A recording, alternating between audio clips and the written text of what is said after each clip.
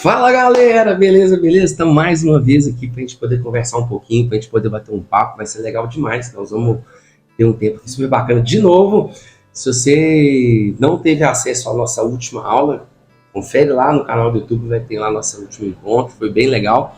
E a gente está tendo a oportunidade de conversar sobre muita coisa legal aqui, gente, sobre algumas coisas que Deus tem falado no meu coração. E eu quero compartilhar um pouquinho sobre como tem sido a minha jornada de transformação, né? E eu hoje fiquei pensando muito pensativo, até porque nós estamos nas vésperas da nossa palestra, quero aqui reforçar meu convite para você, para a gente poder participar da nossa palestra, que vai acontecer agora segunda-feira, no dia 29, às 7h30, lá no auditório do Abraço, no bairro Funcionários, aqui em Belo Horizonte, vai ser bem legal, eu queria muito que você fosse. E eu fico pensando, eu tenho tido acesso a conteúdos muito profundos sobre o desenvolvimento pessoal, sobre a inteligência emocional, sobre como que a gente tem que fazer para prosperar, quais são os caminhos que a gente tem que percorrer para a gente alcançar novos resultados diferentes. Então tudo isso tem sido muito incrível e muito legal, que todos os conceitos que eu venho aprendendo no meio, né, com leituras, com palestras, com vídeos, com cursos, a gente vem colocando no crivo da palavra, da Bíblia. E eu fico muito surpreso de perceber que o que eu tenho aprendido está em consonância com a palavra, está em alinhamento com a Bíblia. Isso me deixa muito feliz, muito orgulhoso de saber que eu estou caminhando por um caminho que de fato é um caminho que as pessoas já trilharam e alcançaram resultados surpreendentes, mas também por saber que isso está de acordo com a minha fé, de acordo com o que eu acredito. Eu acredito que a Bíblia é sim um parâmetro para nós de valor, de princípio, né? E nós vamos caminhar nisso aí. Eu fiquei imaginando, antes de começar a abrir a live, qual que seria um tema, o que é que faz as pessoas buscarem melhoras e mudanças? O que é o start de cada um? Qual que é o gatilho que acende na vida de cada um para que as pessoas busquem mudanças? Eu acho que é tão pessoal isso, né? Eu acho que para cada pessoa o calo aperta no lugar. E normalmente, o fato da gente encarar problemas, o fato da gente... Você vai me dizer assim, Marforte, quando a gente tem problemas, algum problema, a gente busca mudança. Eu costumo dizer que os problemas, eles não são geradores, não são gatilhos para gerar mudança, mas são possibilidades para assim gerar mudanças. Então, o que acontece? Eu penso que o mais interessante do estudo é a gente ver o que é que em nós, a gente poder ver o que motiva a gente a mudar, né? E aí eu peguei o exemplo de Pedro. Pedro na Bíblia é talvez um dos discípulos mais dos extremos, né? Uma pessoa que viveu vários extremos na Bíblia. E teve um dia que ele estava pescando e foi uma pesca ruim, né? Um dia normal de trabalho. Ele era, não vou dizer empresário, mas um empreendedor do ramo dele, onde ele tinha o próprio barco, tinha pessoas trabalhando para ele e tal. E um dia ele estava pescando, pescou lá os peixes lá, e aí teve pouco peixe demais. Teve pouquíssimo peixe. Eu penso que tem dia que é assim, né? Tem dia que a gente vai para o trabalho, assim, vamos, no meu caso aqui, pensar em produtividade. Talvez tem dia que a gente faz tudo que tinha que ter sido feito no dia, ainda sobra tempo, a gente sai do dia orgulhoso, mas tem dia que alguma coisa agarra a gente, nossa, hoje o dia não foi produtivo, hoje o dia não foi legal. E se a gente fizer essa avaliação, nem sempre a gente tem dias excelentes. E tá tudo bem. Mas na questão de Pedro, o que foi impressionante é que ele saiu da água tudo bem. Ele saiu da água sem menores pretensões de mudança, e sobre isso eu queria falar. Porque ele teve um dia ruim, não teve pesca, e saiu sem buscar mudanças. Ele saiu normal, ia para casa descansar, ia ter um dia difícil, porque não teve a pesca, não teve retorno financeiro, não sei se ia ter comida para jantar, não sei, mas tal, imagino que sim, mas enfim, saiu frustrado do serviço dele. E aí, esse seria mais um dia normal na vida de Pedro, se Jesus não tivesse aparecido. O fato é que Jesus apareceu nesse dia. E quando Jesus apareceu nesse dia, e certamente ele teve outros dias ruins antes de Jesus aparecer, E esse dia não fez, esse mau dia de trabalho não fez ele buscar uma melhora pessoal. Não fez ele buscar uma outra renda de trabalho, não fez ele buscar uma nova estratégia, nada disso. Então eu fico pensando que muitos de nós estamos muito acomodados, sabe? Assim, a gente entra numa vida, numa rotina de trabalho, e mesmo que às vezes não seja tão bom, a gente fica achando que um dia foi bom, já que aquele dia foi bom, aí a gente fica satisfeito. Tem gente que, por exemplo, vai passar a vida inteira tendo dias bons, dias ruins, dias bons, dias ruins, fazendo a mesma coisa. E aí eu fiquei pensando, sabe, assim, no caso de Pedro, o que fez ele ficar tão chocado com a presença de Jesus? Jesus veio, operou um milagre ali, Jesus mandou ele voltar, jogar a rede para um outro lado, mas ali na beiradinha. Ali não era hora de pescar no início da manhã os peixes. Não adianta pescar que não sai peixe. No caso ali do Mar Galileia, a pesca tinha que ser noturna. Naquele lugar rasinho, não ia ter peixe mesmo, mas ele falou assim, olha, eu trabalhei a noite inteira e não pesquei nada, mas pela sua palavra eu vou. E assim, incrédulo, porque ele foi incrédulo. Ele não estava esperando que acontecesse o que aconteceu. E aí a Bíblia conta que ele jogou, a rede saiu cheia, né? Então ali, na verdade, nós tivemos uma intervenção de uma pessoa. Jesus apareceu para proporcionar uma mudança de resultado na vida do Pedro. E o que eu queria te fazer pensar, se essa fase da vida do Pedro te representa. Te representa no sentido assim, será que tem alguma área da sua vida que você está indo e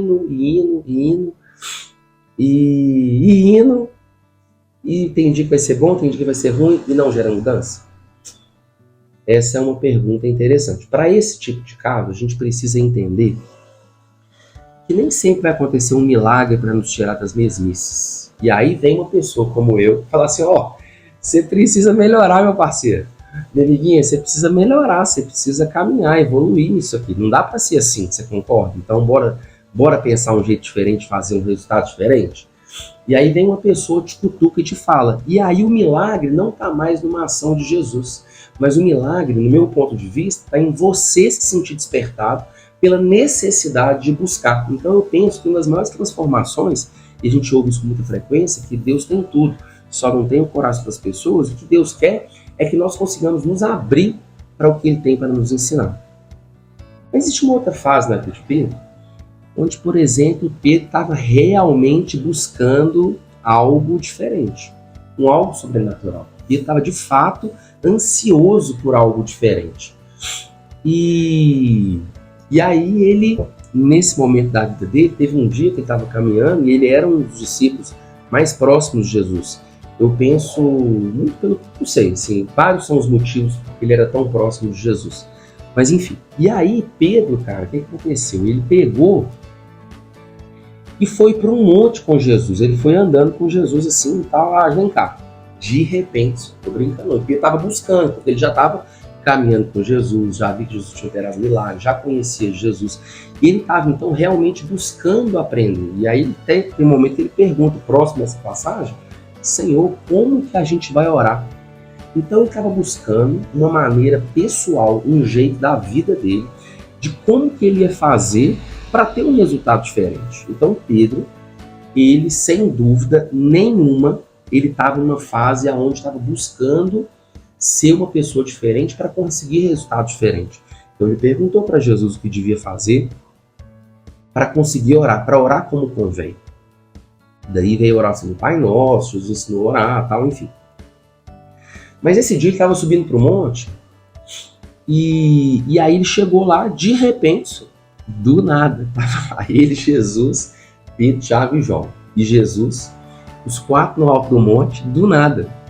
Jesus fica com o cabelo branco, chama de fogo no olho, as vestes brancas, e ele transfigurou. E pensa que não, meu filho, desce uma tenda com Elias, desce outra tenda com Moisés, aqui o pau quebrando no monte, meu filho. E aí Pedro, sem saber, vendo aquela ação, prostrou o joelho no chão, tal, aquela coisa toda, aquele momento glorioso. aquele momento sobrenatural, ele no meio daquilo tudo. E aí, quando acabou, ele virou e falou assim: Senhor, vamos montar uma barraca para todo mundo aqui, vamos morar aqui? O que seria isso? Na verdade, ele começou a ter experiências sobrenaturais. Pedro começou a ter momentos sobrenaturais. E ele, como ele estava buscando aquilo, o que ele fez? Ele quis reter aquilo para ele.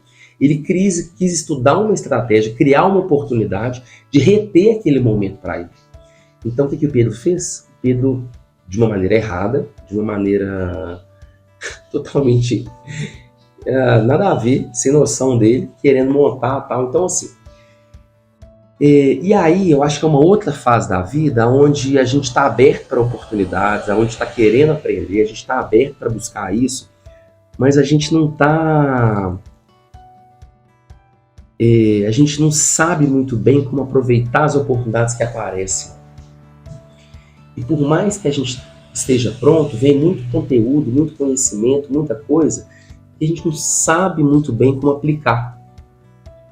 Eu confesso que eu passei por essa fase, eu passei pela fase do Pedro inerte, né, aos desejos sobre crescer, de desenvolvimento, passei muito, nossa, eu apanhei demais, assim, e sempre muito fechado para crescer. Eu tive por essa fase, mas tive também por uma fase sedento por algo novo e, assim, querendo muito alguma coisa nova, querendo muito crescer, querendo.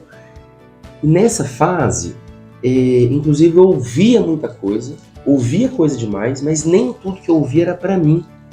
Nem tudo que eu tinha acesso era para mim. Então, por exemplo, uma vez eu ouvi uma analogia bem interessante, falando sobre tem conteúdo para gato, tem conteúdo para onça e tem conteúdo para leão. Por exemplo, se você fala para um gato pular no pescoço de um elefante ou de uma zebra para poder abater a ceba e poder comer, o gato vai tomar saculejo, não vai conseguir. A onça pode até ser que consiga pegar uma zebra, mas é muito difícil. Esse assunto de pular no pescoço de uma zebra é um assunto que é conversa de leão. E todo mundo é felino. Agora se mandar, por exemplo, você vai pular aqui, agora você vai pegar aqui um gnu, né, que é aquele... tipo um boi da savana. Se você fala isso para um gato, mesma coisa, você fala para uma onça, pode até ser que consiga, mas um leão pega fácil. Então, tem assunto que é para gato, tem assunto que é para onça, tem assunto que é para leão. E às vezes, quando a gente está muito no afã de buscar conhecimento, a gente não sabe muito bem. Então, por exemplo, eu tomei decisões na minha vida, algumas precipitadas, em função de ouvir conselhos, ouvir pessoas dizendo para mim que eu devia fazer aquilo outro, não para mim, dizendo, e eu tomei para mim.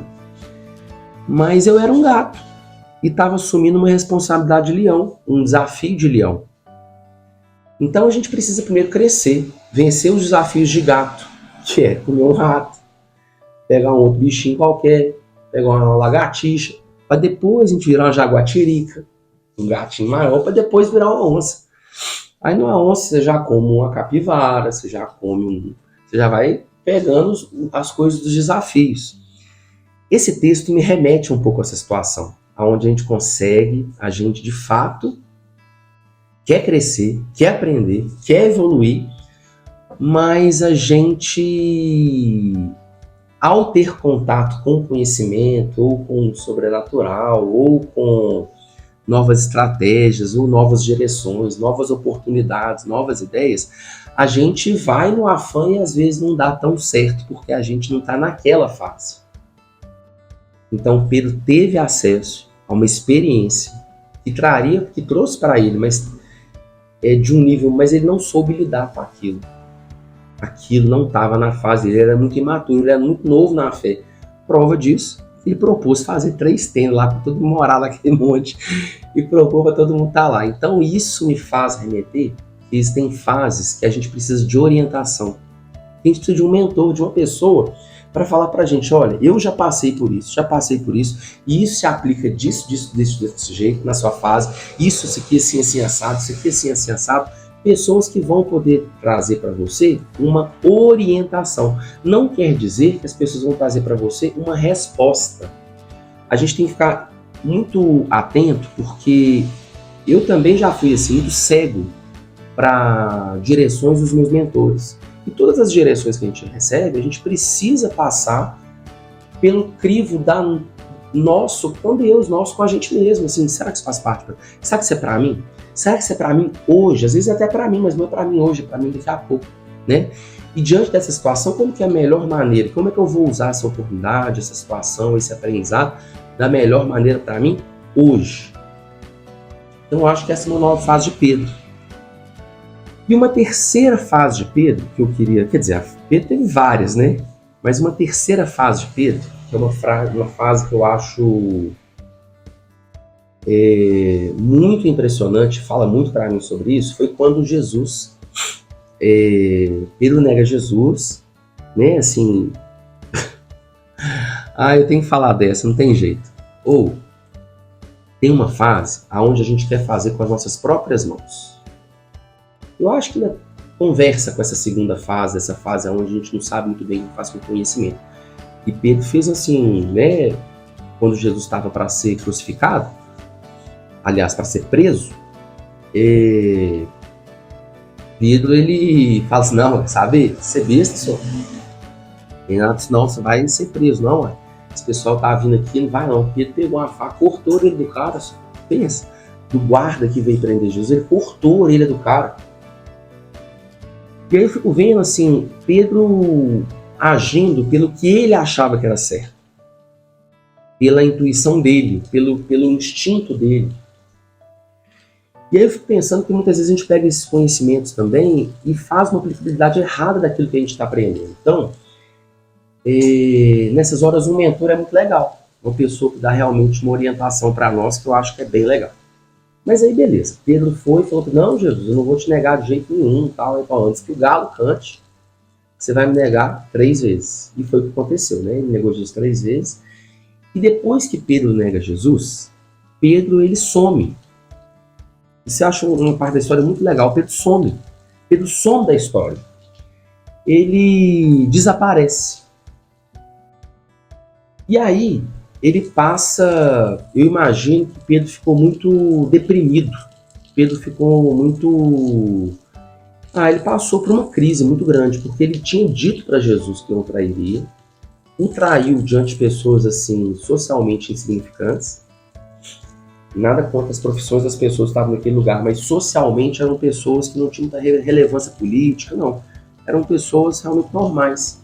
Ele nega Jesus, e até no filme A Paixão de Cristo tem uma cena muito legal, na Bíblia não fala sobre isso, mas é possível que isso tenha acontecido. No filme Paixão de Cristo, quando Pedro nega Jesus assim, e que ele olha para o lado, Jesus está com aquele olhar assim, todo um olhar assim, te falei que você ia me negar, e foi isso na hora que ele termina de negar, Jesus olha para ele, assim, um olhar, nossa, penetrante, assim, que ele então sai correndo, eu imagino que até em depressão. Prova do que eu acho de que Pedro estava em depressão é que quando Jesus aparece, quando ele ressuscita depois do terceiro dia lá no túmulo e aparece para Maria Madalena, ele fala assim, vá, diga aos discípulos e a Pedro que eu ressuscitei. Ele faz questão de dizer para Pedro, porque Jesus sabia que Pedro estava na fossa, estava na caverna. E aí, o que acontece? Aí Maria Madalena sai correndo, avisa para todo mundo, para Pedro. Pedro chega correndo antes de todo mundo. Pedro já era mais velho. E ele corre na frente dos rapazinhos, tudo, meu filho. E vai lá e vê, e confere, e de fato percebeu que Jesus ressuscitou. Isso trouxe muita paz para ele, né? Não paz, mas esperança. Acho que talvez ele teria a chance de reencontrar com Jesus e retomar com ele isso. E muitas vezes, o que eu fico vendo é que as nossas atitudes erradas gerem em nós sim, frustração, gerem em nós um lugar de levar a gente para a caverna, sabe? Gera em nós um sentimento muito ruim. Muito ruim.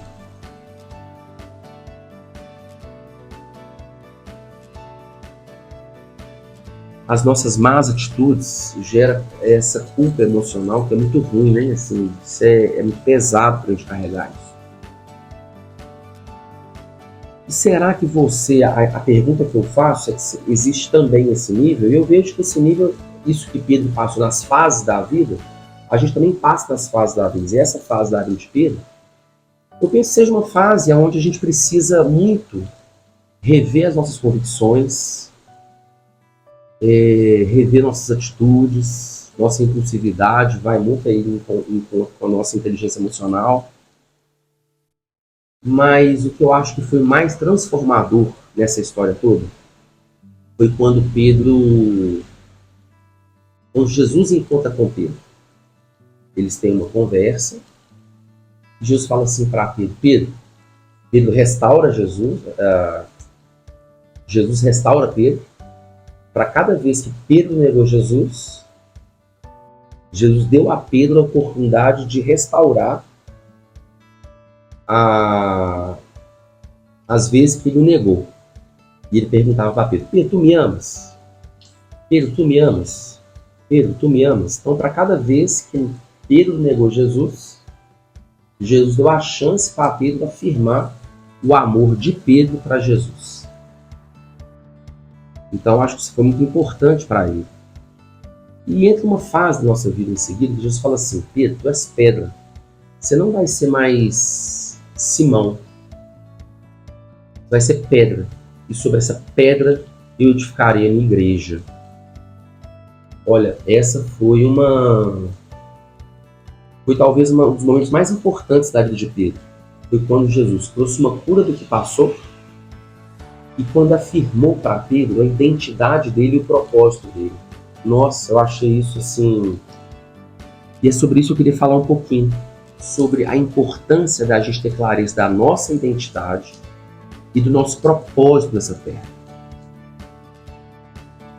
Quando a gente tem clareza da nossa identidade e do nosso propósito, tudo fica mais simples para a gente poder fazer o que precisa ser feito, para a gente alcançar os resultados que a gente precisa.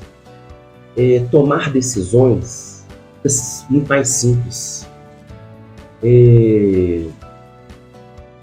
A gente escolher o que estudar, onde ir, o que fazer, aonde investir, tomar decisões para a família, para o futuro, tudo fica mais simples quando você entende sua identidade. Será que você tem clareza da sua identidade? De quem você é? O que Deus te fez? Você tem clareza do seu propósito? Eu vejo que algumas pessoas podem até ter um pouco de clareza da sua identidade. Por exemplo, eu não sou professor de educação física. Eu fui professor de educação física. Eu estudei educação física, mas eu não sou professor de educação física. A pessoa que fala assim, eu sou advogado. Aí acontece alguma coisa, a pessoa para de ser advogado, a pessoa perdeu o sentido da vida. Eu sou médico. Não, você não é médico, você está médico. Porque você não é isso. Quando você fala que você está, além de você entender que é uma fase que você está vivendo, você não precisa ficar refém dessa fase o resto da vida, você também se abre para que você possa ter novos aprendizados e você possa estar outras coisas. Quando eu dizia, eu sou professor de educação física, eu tinha uma convicção muito grande que eu tinha que conseguir prosperar e reconhecer e conseguir minha renda financeira com trabalhos que viessem da educação física. Quando eu passei a entender que eu não sou um professor, mas eu estou um professor, eu pude entender perfeitamente que eu poderia investir em outras áreas de aprendizado. E hoje, por exemplo, eu já sei sobre leilão, eu sei sobre venda de afiliados, sei fazer lançamento, sei fazer gestão de rede social, sei fazer tráfego, sei fazer edição de vídeo, sei fazer mexer no campo, fazer edição de imagens. Eu aprendi um tanto de coisas que não são afins da área da educação física. Aprendi criei um método de mentoria, criei um método de fazer as palestras, enfim. Eu me tornei uma pessoa que passou a explorar o que minha identidade, que Deus me fez plural, Deus me fez multidisciplinar. O fato de eu ter feito uma escolha na minha adolescência, na minha juventude, para caminhar na área do esporte, não pode me deixar refém o resto da vida para trabalhar com isso. Até porque Deus tem outros propósitos para mim. Então a gente tem que ter muita clareza de quem nós somos. E outra clareza que a gente tem que ter é de qual o propósito que a gente veio na Terra. Eu vejo muitas famílias, muitas pessoas dizendo, tenho perguntado isso para algumas pessoas próximas, quais têm sido os propósitos, eu tenho surpreendido com as respostas. Os propósitos e das pessoas, assim, a gente vê claramente quem tem clareza do propósito e quem não tem. E para a gente identificar o nosso propósito, eu não canso de dizer, eu hoje tenho muita clareza do meu propósito, muita clareza. Tem muita coisa que eu faço hoje. Inclusive, outro dia, uma pessoa muito próxima a mim falou assim, mas por que você está fazendo isso? Isso não te dá retorno financeiro, isso gasta seu tempo, isso gasta sua energia, você deixa de fazer outras coisas. Eu falo, sabe por que eu faço isso? Eu faço isso porque isso faz parte do meu propósito. E a maneira como eu tenho de cumprir o meu propósito nas condições que eu tenho hoje. E hoje, minha filha um dia me perguntou isso, por que você quer tanto prosperar? E o que você vai fazer com o dinheiro? Essa pergunta me intrigou muito, porque essa pergunta, ela só tem resposta se todo o recurso que eu conseguir, se parte dele for canalizado para a gente poder usar no nosso propósito. E aí, quando eu tive clareza do meu propósito, gente, é claro, eu preciso prosperar para potencializar a ação do meu propósito, a realização do meu propósito. Eu não vou depender disso para fazer o meu propósito, mas eu vou, claro, com o recurso, eu vou poder potencializar o meu propósito muito mais. Então, hoje eu tenho um propósito de gerar liberdade financeira para as pessoas, liberdade geográfica, liberdade de tempo. Eu quero fazer com que homens sejam homens de verdade, quero fazer com que famílias assumam a responsabilidade da criação dos filhos com valores e princípios cristãos.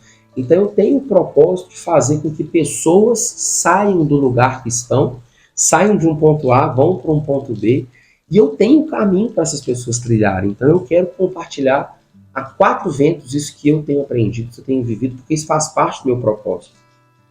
Muitas pessoas podem não se sentir tocadas pelas mensagens que eu falo, e está tudo bem, mas certamente muitas, milhares, incontáveis número de pessoas vão ser transformadas por essas mensagens. Eu estou falando tudo isso porque recentemente, e você vai ver até no framing, na capa do vídeo assim, dessa aula, está falando assim, existe sim um mapa do tesouro. Porque na verdade, o que acontece? Eu tive uma experiência muito legal sobre uma visão que eu tive, uma experiência incrível, tive uma visão muito legal sobre uma visão que foi para mim. Eu tive uma visão para mim. Deus mostrou para mim. Não, o que eu quero dizer é que mostrou para eu poder aplicar, para eu poder ver na minha vida e fazer uma análise na minha vida do que eu preciso fazer para prosperar. E eu passei essa visão para um papel e consegui ter muita clareza disso, do que é, assim, de uma engrenagem mesmo. Existe uma engrenagem, é quase que um mapa, é uma engrenagem. A gente tem que investir aqui de uma maneira sólida para a gente poder crescer, tem as travas para a gente poder alcançar, enfim, a gente precisa soltar essas travas e conseguir compreender. E quando eu pude contar isso para as pessoas aqui perto de mim, eles ficaram assombrados. É sobre isso que eu quero contar para vocês na palestra que nós vamos fazer na segunda-feira. Porque Pedro, ele só pôde iniciar o ministério dele depois que ele, primeiro, se curou do que passou, depois teve a clareza da sua identidade. Simão significa cana, que não é firme. Pedro significa pedra. Sobre essa pedra edificarei minha igreja. E Deus clarificou para ele, Jesus clarificou para ele o propósito dele. Eu vou edificar minha igreja. Ele era uma pessoa que o Senhor levantou para edificar uma igreja de uma época e de um tempo. Então, quando ele teve isso, ele teve a clareza, ele se restaurou do passado. Teve a clareza de quem ele era e qual era o propósito dele. Ele se preparou e estava pronto para receber o poder impulsionador que deu a, a prosperidade espiritual, a plenitude, o clímax da vida espiritual com o Espírito Santo, que deu ele poder para ele poder agir e poder, num espaço de 40 dias, ele negou a Jesus diante de pessoas socialmente, politicamente insignificantes, para nesse prazo de 40 dias ele poder afirmar para 5.000 pessoas, inclusive para o sumo sacerdote, os sacerdotes da época, que eram como se fosse assim, o Papa, a pessoa mais importante do clero na época, falar assim: aqui, vocês pecaram, vocês vão para o inferno. Os caras ficaram tão impressionados, falaram assim: mas tá bom, não entendi que eu pequei, o que eu preciso fazer? Arrepende, vai ser batizado. Então ele, com ousadia, botou o dedo na cara das pessoas mais importantes, religiosamente, socialmente e politicamente, porque estava cheio do Espírito Santo. Mas ele só pôde ser cheio do Espírito Santo quando tinha clareza da sua identidade, quando tinha clareza do seu propósito e quando ele viu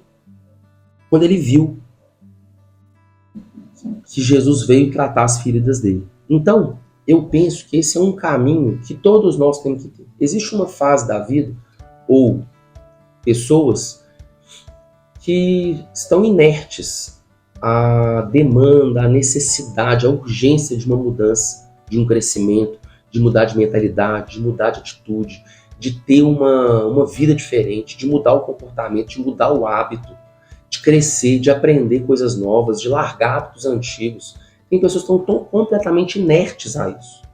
Tem gente que está até buscando, mas recebe tanta informação que não sabe muito bem o que faz com as informações que recebe. Por causa disso, toma atitudes precipitadas, sendo um gato, pula na cabeça de uma zebra. Então, assim, não consegue ser assertivo, mesmo tendo acesso a conteúdos que possam gerar transformação, não consegue ser assertivo nessa ação, porque não consegue discernir bem onde que cabe tal ação, tal conteúdo, tal princípio, tal valor em determinada atitude, não consegue discernir bem.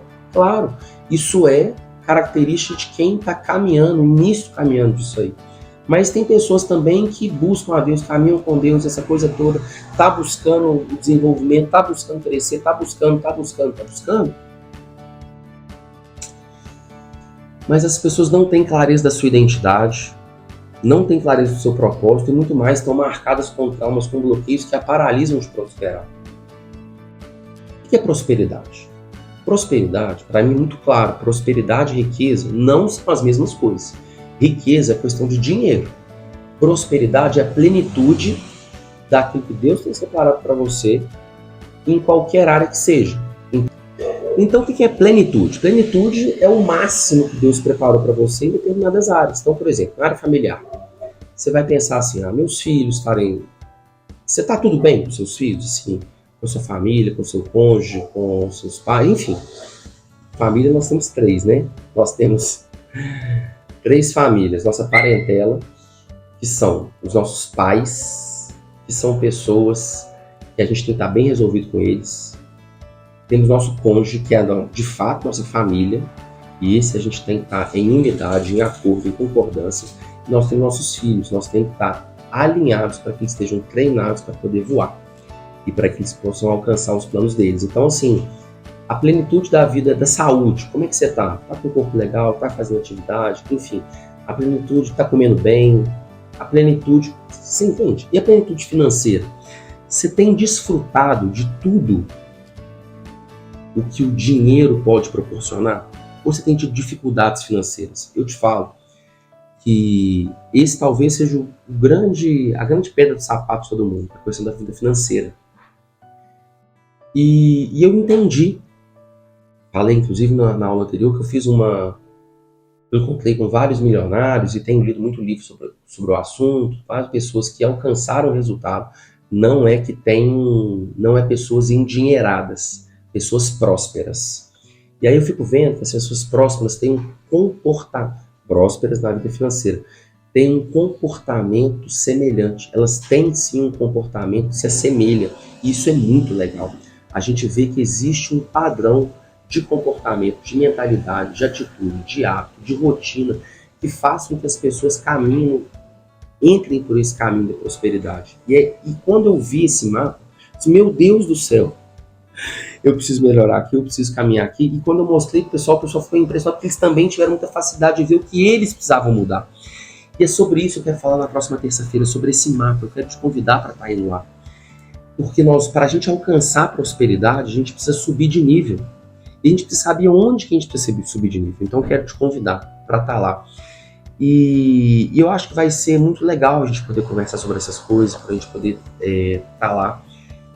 Essa é uma palestra que eu estou com muita expectativa sobre ela, porque eu tenho certeza que vai trazer luz. Que vai trazer luz. Essa palestra vai trazer luz para que você, eu estou todo arrepiado, luz para que você possa enxergar aonde você precisa investir energia, onde você precisa investir tempo, aonde você precisa investir para que você possa alcançar resultados diferentes. Será que é tendo atitude? Será que é pensando no desenvolvimento pessoal? Será que tem alguma trava te segurando? Será que é uma crença limitante? A gente consegue fazer você enxergar isso. Então, vou estar falando sobre isso também nos nossos próximos conteúdos, mas quero aqui aproveitar para dizer, vem sim, vai ser legal. E eu fiz um esquema onde você pode convidar uma pessoa para participar. Você vai poder convidar uma pessoa, eu acho que isso vai ser muito legal. E você pode levar a pessoa. Então, segunda-feira tem aqui, eu vou deixar aqui na descrição o link para você poder fazer a sua inscrição. Tamo junto nessa e eu te espero lá, tá joia? Quero também te encorajar a ler a Bíblia. Na aula passada eu tinha falado sobre a importância da gente ter a Bíblia cronológica, sobre os benefícios de ter a Bíblia cronológica. Eu acho que é uma Bíblia interessante de leitura, mas eu queria compartilhar com vocês aqui esse cartãozinho. Esse cartãozinho é um cartãozinho que orienta o meu estudo. Então, por exemplo, eu defini como tema de estudo dessa vez lendo a Bíblia, tudo que eu escrevi em verde clarinho, tudo que eu marcar aqui com verde clarinho são orações ou são louvores que a Bíblia faz. Tudo que está em azul clarinho são textos que se referem a finanças, a dinheiro. Tudo que está em laranja são promessas que Deus fez para nós. Tudo que está em vermelho é quando a Bíblia fala sobre Jesus, Deus ou o Espírito Santo. Tudo que está em amarelo é quando a Bíblia fala sobre o reino. Tudo que está em azul escuro é quando fala sobre nova aliança. Tudo que está em roxo são ensinos profundos ou revelações. E tudo que está em verde escuro é quando a Bíblia fala sobre família. Então, seja como for, aqui você pode usar os temas que você quiser. Você pode, por exemplo, estudar aqui outros assuntos sobre o que Jesus fala para os fariseus, o que Jesus fala, os milagres de Jesus. Você pode estudar, por exemplo, os evangelhos fazendo isso aqui. Então, a minha sugestão é que você tenha temas para que leia a Bíblia. Quando você cria temas para ler a Bíblia, o que facilita? Que facilita o seu olhar interpretativo. O seu olhar interpretativo, ele aguça você buscar compreender a Bíblia de um jeito diferente. Então, queria sugerir a você também a não colocar para você uma meta de leitura diária. Vou ler 3 capítulos, vou ler 2 capítulos, não. Coloca uma meta de tempo. Hoje eu vou ler 10 minutos. Hoje eu vou ler 5 minutos. Hoje eu vou ler 15 minutos. Começa com 5 minutos. E que se você conseguir ler a Bíblia, ao invés de sob uma pressão de tempo, mas sob uma pressão de compreensão, eu creio que você vai tirar muito mais proveito. Às vezes você vai ler, 10 versículos, umas 2, 3 vezes para conseguir compreender o que ele está falando, o que a Bíblia quer dizer, mas você vai entender a Bíblia. E aí vale a pena você continuar. Aí você entende a Bíblia, aí vale a pena. Então eu queria te falar, seria muito importante se você criasse o hábito de leitura bíblica. Comece com pouco. Depois de 2 em 2 semanas, você aumenta um pouquinho esse tempo. Ou toda semana, você aumenta um pouquinho esse tempo. E aí então coloca meta de leitura diária. E a minha dica especial para você é que ao você ler a Bíblia, que você convide o Espírito Santo para vir com você. A Bíblia fala que a gente às vezes não compreende a Bíblia como deveria, mas o Espírito Santo nos faz entender. Que a letra, às vezes, a gente não consegue entender bem, mas o Espírito traz vida ao que a gente está querendo entender. Então, convide o Espírito Santo para ler com você. Cria uma meta diária de tempo, não de leitura. Tem um texto que o salmista fala que é muito interessante. Ele fala assim, que o prazer dele está em meditar na palavra dia e noite. O meditar não quer dizer o ler. Não quer dizer que você tem que ficar lendo dia e noite. Quer dizer que você tem que meditar. Então, se você consegue compreender um trecho, uma porção, e medita sobre aquilo, o Espírito Santo faz aquilo, traz aplicabilidades incríveis sobre aquele texto. Você compreendeu para a sua vida. E daí você consegue introjetar esses princípios bíblicos. Então, fica a minha dica sobre como leitura bíblica, tá bom? Para que você possa, quero te estimular a ler a Bíblia, e eu tenho certeza absoluta que vai ser incrível essa nova jornada. Tamo junto, comenta aqui o que você achou, compartilha esse texto com alguém que você acha que faz sentido, e te espero segunda-feira, mas também na próxima semana eu vou estar aqui postando mais um vídeo legal para você. Tamo junto, bora nessa!